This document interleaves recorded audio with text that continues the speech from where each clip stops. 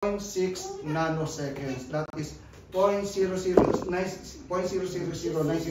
seconds. Ibig sabihin, hindi ka pa bumibilang ng 1 second, ganun pa lang, dumating na yung Panginoon. Ganun kabilis ang yung kisap mata. So wala ka ng chance para maghanda. Pag hindi ka ready at dumating ang Panginoon, wala ka ng chance. Bigla. Doon, in the twinkling of an eye. Kaya tayo dapat nagre-ready. Yun yung pag-uusapan natin ngayon. So, kasi, yung Bible is very specific about that doon sa paghahanda natin.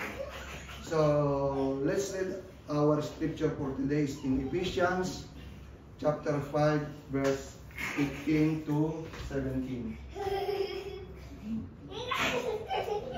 Sabi dito, be very careful then how you live, not as unwise, but as wise, making the most of every opportunity, because the days are evil. Therefore, do not be foolish, but understand what the Lord's will is. Yun po yung sa NIV version. Sa King James version, may maganda rin siyang translation. Sabi dito, see then that you work circumspectly, not as fools, but as wise. Redeeming the time, because the days are evil. Therefore, do not be unwise, but understand what the Lord will is. No? Be very careful. Yung titingnan natin, ang daming instruction ng yung passage na ito, no? Sabi dito, be careful. Mag-ingat, be wise. Maging matalino tayo. Take the opportunity. Kailangan igagra mo, huwag mo magsasayang ng pagkakataon. Do not be foolish. And understand the Lord's will is. Sabi dito, why this instruction? Bakit kaya? Bakit kaya instruction niya? Sabi, because the days are evil. Masama ang panahon. Diba? Kung titingnan yung panahon, pasama ng pasama. Sabi nga, while the technology is increasing, yung morality ng tao, pababa ng pababa, diba? Parang ganun. Hindi na nila yung morality, hindi na sila nakapokus. So kailangan maging vigilant tayo yung light of the world, tayo yung mga nakakakilala sa Panginoon. Lalo na ngayon, no? Panahon na yata ng robot, palitan na yata tayo. AI. Di ba? AI, no? Ang bihira lang, ibang klase na yan, yung technology. Talagang, di ba maraming mga napapanood tayo about na mga movies about that robot, no? Kung paano ngayon, tinuturuan na nila kung paano talagang maglakad sa labas, gumawa ng business, magtinda and everything. Talagang ginagawa nilang normal yung mga tao. Pero kaya nga tayo dapat maging vigilant. Ano? Kasi yung technology na to, bagay sinabi naman sa Bible, yung mga huling panahon, talagang yung technology, yung wisdom ng tao, mag-i-increase talaga yan. Kaya dapat maging matalino tayo. So, isa-isahin natin yung sinabi na yon na instruction. Ano? Ang number 1 sabi dito, be very careful. Sabihin mo nga sa katabi mo, be very careful. Be very careful. Mag-ingat. Yun lagi naman tayo eh. Sa bahay, paglabas sa bahay, and everything. What we pray is yung kaligtasan, in everything.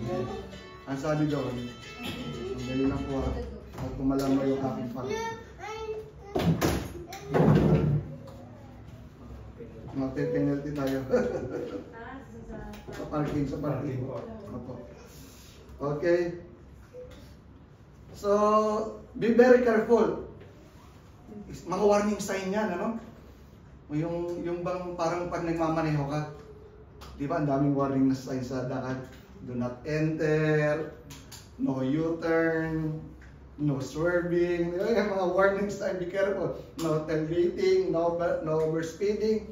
Ito nga, yung mga ganun, mahal din, may bayad. Pag na-picture ka doon sa kalsada, overspeeding, 600 dirham. Overspeeding, di ba? Pag nakalimutan ko mag-parking, hindi ko in-extend, 150, 200 dirham. Kung hindi ka mag-iingat, panay may equivalent na value. So, kung sana, kung gano'n lang, by money, pero kung we are speaking about our eternal life, so, hindi pera yung value yung soul natin. So, we must be very careful how we prioritize things, no? Dapat lagi tayong maingat, no? Sa mga hakbang natin. Imagine, nagsabog ako ng basag na baso dito at maglalakad kayo. Di ba hindi kayo lalakad ng tuloy-tuloy? Naniniwala ba kayo nan? Pag maraming glass dyan. Bawat step nyo calculated. Pag hakbang yung isang ganyan, yung susunod nyo pinag-aaralan nyo na, di ba? Hindi pwedeng kung maraming basag na bote dyan. Lahat ng bawat galaw nyo, you calculate every move. Dapat ganun din tayo sa buhay. You are calculating every move. Kasi kung hindi, madadaya tayo ng kaaway. Akala natin, tama pa yung ginagawa natin. Yung pala mali na. Kasi hindi tayo, careless tayo eh. So, katulad dito, may isang story about Martha, no? Martha and Mary. In Luke chapter 10, verse 38 to 42. Sabi dito, ito yung mga kaibigan ni Jesus Christ. Sabi dito, as Jesus and his disciple were on their way, he came to a village where a woman named Martha opened her home for him. She had a sister called Mary, who sat at the Lord's feet listening to what he said. But Martha was distracted by all the preparations that had to be made. She came to him and asked, Lord, don't you care that my sister has left me to do the work by myself? Tell her to help me. Kasi si Martha nakikinig na sa Panginoon, si Juan gawa ng gawa sa kusina. Ngayon parang sabi, bakit pinapabayaan mo si Martha, nakikinig lang sa'yo? Ba't hindi mo ko tulungan? Sabi kay Martha, kay Mary na tulungan ako. Sabi sa verse 41, sabi ni Jesus Christ, Martha, Martha, the Lord answered, you are worried and upset about many things, but few things are needed, or indeed only one. Mary has chosen what is better, and it will not be taken away from him. Maraming beses, busy tayo sa mga worldly things, no? Sa trabaho, doon sa mga kaibigan, sa barkada, and everything. Or minsan, kung nasa church na, we are very busy in the kingdom, but we are not busy with the king. Busy tayo sa mga ministry, sa pag-awit, busy tayo sa mga OHB and everything. Pero hindi pala tayo busy sa devotion, sa pakikipag-usap sa Diyos. Busy lang pala tayo doon sa mga panlabas na bagay. Pero hinahanap ng Diyos, you have to be with Him. Makipag-usap ka sa Kanya. Ito yung nangyari dito kay Mary at Martha. Si Martha, busy sa maraming gawain. Ito yung sinasabi. Tapos si Mary, nakikinig, sabi niya, may mahalagang bagay at ito yung pinili ni Mary. Yun yung minsan nagkakamali tayo. No? We are so caught up with all things dito sa mundo. Sabi nga, especially dito sa Dubai, no? Gusto natin magtrabaho, mag-ipon para may maipadala sa Pinas. No? Wala namang masama po doon. Yun yung talaga kaya tayo nandito. We are sacrificing ourselves for our family. No? But the thing is, huwag niyong kakalimutan yung mas mahalagang bagay. And that is between you and God. No? Sabi ko nga, yung buhay natin, it's not guaranteed kung buhay pa tayo mamaya o bukas. Diba? So, we must be ready. We must be ready at maging ingat tayo. Huwag tayo maging occupied ng maraming bagay. Secondly, sabi dito, live not as unwise, but as wise. No? Kailangan maging matalino tayo. No? Isang matalinong tao yung si King Solomon. No? One of the yung wise person ever lived, no? Kung titingnan natin, kasi nung that time, nung panahon niya, tinanong, sabi ko, Solomon, ano yung gusto mo? Sabi ng Panginoon, anong gusto mo? Tayo ay, pag tinanong ng Panginoon, yung bang parang instantly ibibigay sa inyo. Ano hihilingin niyo? May isa kayong kahilingan. Ano kaya yung hihilingin? Sabi, parang bang yung genie, di ba? Meron akong isang kahilingan sa iyo. Ano yung gusto niyo? May naisip ba kayo? Ano kahilingan? Oh, ang galing! Yan. Yan yung hiningi ni King Solomon. Wisdom to rule the people. Kaya nakuha yung Panginoon. Kaya ang sabi doon sa 1 King 3, 11 to 13. So God said to him, nung natawa siya, since you have asked for this and not for long life or wealth or for yourself, hindi hinangi si Solomon ng kayamanan o ng mahabang buhay. Nor have asked for the death of your enemies, but for the discernment in administering justice. I will do what you have asked. Bibigyan kita ng wisdom. I will give you a wise and discerning heart, so that there will never have been anyone like you, nor will there ever be. Moreover, I will give you what you have not asked for, both wealth and honor, so that in your lifetime you have no equal among kings. Nung humingi siya, sabi niya, dahil hindi mo hiningi yung kayamanan o yung mahabang buhay, ang hiningi mo wisdom, pati itong kayamanan, pati yung long life, ibibigay ko sa iyo. Pag humingi tayo sa Panginoon, sabi niya, but wait, there's more. But wait, there's more. Kaya nga pag humingi tayo, pag tumatawag tayo sa Panginoon, yung sagot niya sa atin, ano, di ba? Kung minsan may mga, may tatlong siyang sagot eh. Yung yes, no, and wait. Meron pang pag-apat na yung sabi. Pag nag-yes siya, wait, there's more. Kung minsan yung hinihiling natin, mas sobra pa yung ibinibigay niya. Imagine yung mga bagay na dumating sa inyo nga na hindi nyo pinanalangin. Di ba may mga blessing kayo na hindi nyo, dahil may mga tao rin nananalangin para sa inyo. Amen? Amen. Kung minsan nagugulat ka, may blessing mo, hindi ko naman hiningi ito. Pero dumadating, that how good yung ating Panginoon. Ano? So, yun yung kailangan maging focus natin. Ano? Sabi nga sa Proverbs 4:7, the beginning of wisdom is this, get wisdom, though it's cost or what you have, and get understanding. So kung gusto, ang simula daw ng wisdom ay yung manghingi ka ng wisdom sa Diyos. Ito yung kailangan natin nowadays.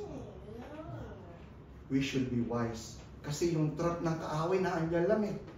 Pag hindi ka talaga naging matalino, ito lang kami ni Brother Randy kanina, no? Pag hindi ka matibay dito, no? Madali ka magkasala. Pag hindi ka Kristiyano, pag wala ka sa Panginoon, the sin is out there. Talagang inaakit ka niya. At very deceptive yan. Kung minsan, dinadaya ka lang, akala niya. Kino-quote niya yung kasalanan. Akala mo, ganito lang yan.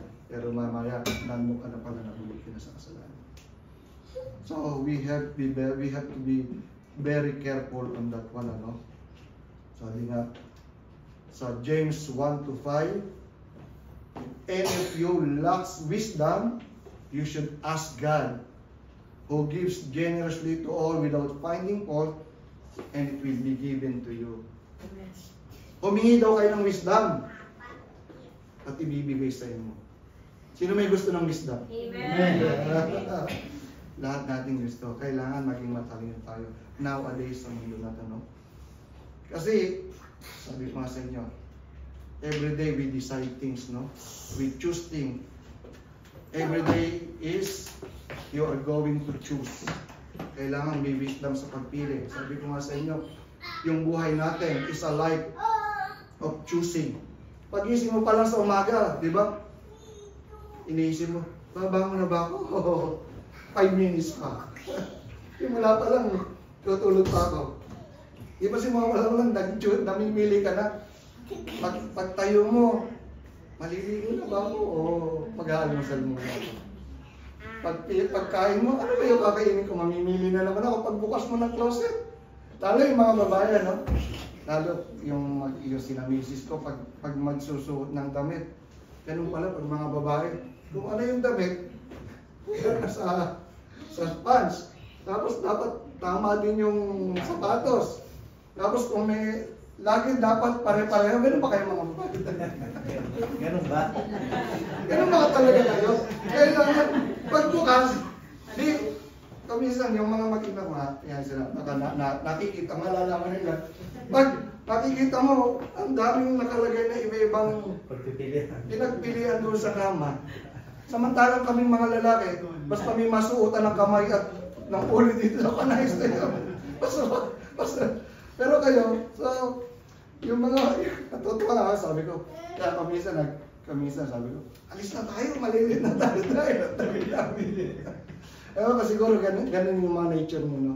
Talagang gusto nyo, hindi lahat ba? Hindi lahat. Majority. O dito lahat. Meron dito. Kasi ganun, ano? Gusto nila may mga, yung bang bagay-bagay sa mga kulay and everything. Kaya pati ako nadadamay nila. Pag magbihis ako, at hindi nila gusto, papahupad pa. Parang ganun ba? Pag meron kayong masyado curious doon na asawa na doon sa sinusunod. Okay lang naman, kinokorek niya yung bagay. Kaya sabi ko, ikaw kaya pag nagsusunod ako, siya na yung bahala. Hindi ako namimili. Basta pag aalis ako, nakasabit na lahat yon at isusuot ko na lang. Kung minsan may dalawang damit pa o pag titingnan ako, terno pa o ano. So, that's it, no?